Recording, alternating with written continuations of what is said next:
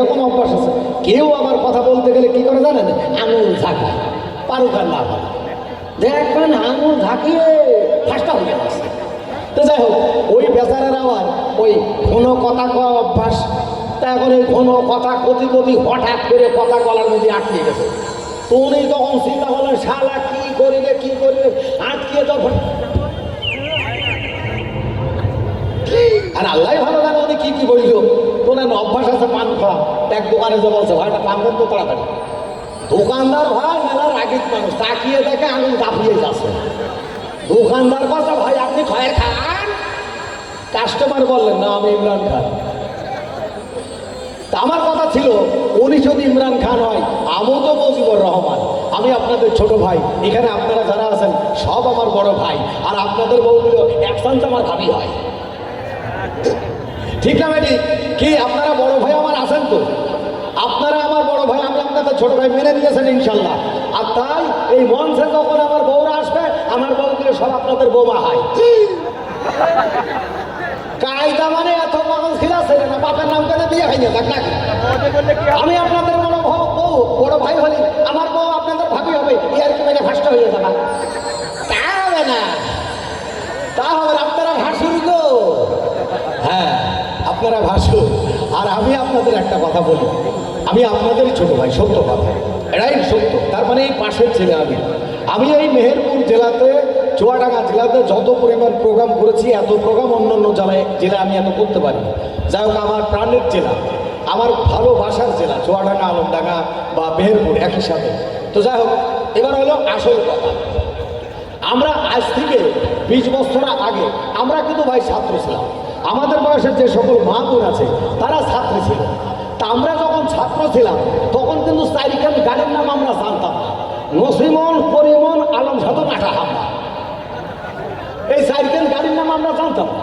এখন বর্তমান যারা পড়াশোনা করে তারা জানে। আমরা কি করেছি, বাসে করে ছুটি, মানে স্কুল ছুটি হওয়ার পরে বাসে করে বাড়ি গিয়েছি, কালকে আবার বাসে করে আবার স্কুলে এসেছি।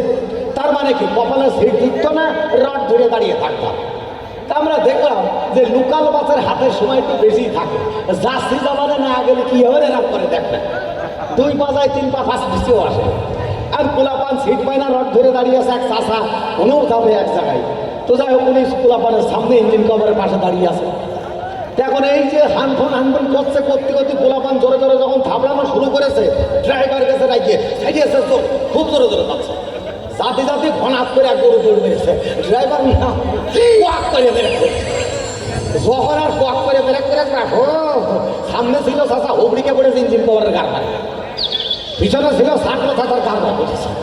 এখন ছাত্র বলছে, চাচা সরি সরি সরি, চাচা বলছে সরি সরি করে তো ঘরে ঘরে চলে হারে আর করে সর্বহারে। তো যাই হোক, চাচার পাঞ্জাবের গায়ে যে ধুলে বালিগুলো লাগছিল ছেড়ে বুঝে দেওয়া হলো। সুপারভাইজার এসে বললেন, হ্যাঁ দেবে ভাই আপনার ভাড়াটা, ও ভাই আপনার ভাড়াটা, এই চাচা আপনার ভাড়া দেবে। এখন ছাত্র মানুষদের, ছাত্র 2 টাকার ভাড়া, মানে 4 টাকার ভাড়া 2 টাকা দিচ্ছে, চাচার কাছে থেকে চাচা দিচ্ছে 1 টাকা। তো সুপারভাইজার বললেন, চাচা আপনি 1 টাকা কেন দিচ্ছেন?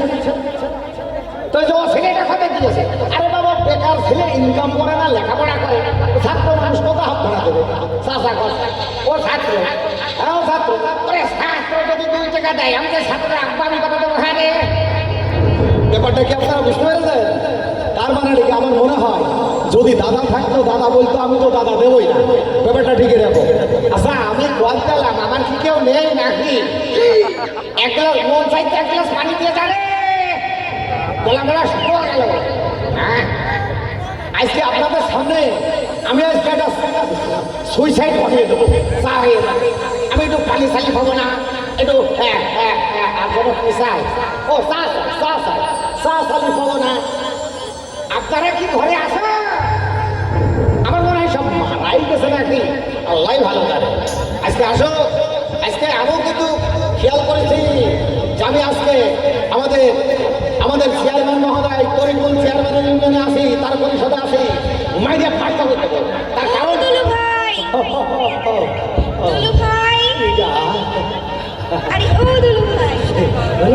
ওরে পাঠালি রে, আরে আমি পাঠালি না, আমি তোমার শালি। ও ওই আমার শালির পেট পিসা বিয়ে। আরে হ্যাঁ। তা ভালো আছিস পাখি? হ্যাঁ, আল্লাহর রহমতে ভালো আছি। তুমি কেমন আছো? আমি ভালো নেই রে বন্ধু। তোর বোন আমার কি আস্ত রাখেছে।